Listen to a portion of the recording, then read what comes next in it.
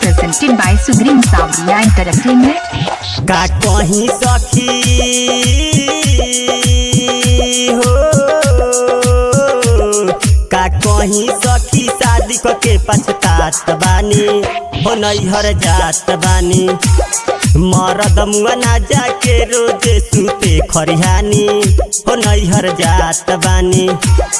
का कहीं सखी शादी के पछतात बानी हो, नैहर जात बानी। मरद मुआ ना जाके रोज सुते खरिहानी हो, नैहर जात बानी। सुग्रीम सावरिया एंटरटेनमेंट को गाना सुनने के लिए चैनल को सब्सक्राइब करने के लिए चैनल को सब्सक्राइब। सुर हो सिंगार हमार हो जाता बेकार रे, से जिया पसटे नाही मौगा भातार रे, मौगा भातार रे। सुर हो सिंगार हमार हो जाता बेकार रे, से जिया पसटे नाही मौगा भातार रे। पलंग के माजा हो,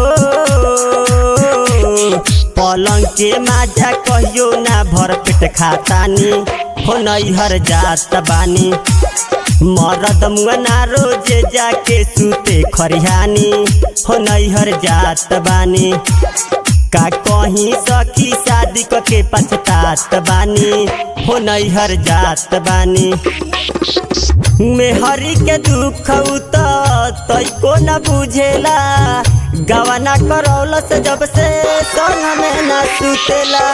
मेहरी के दुख तैको न बुझेला, गवाना करौला से जब से संग में न सुतेला।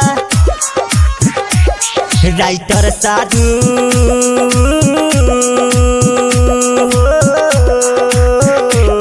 गोविंदा कृष्णा हमरो ना बुझे परेशानी हो, नैहर जात बानी।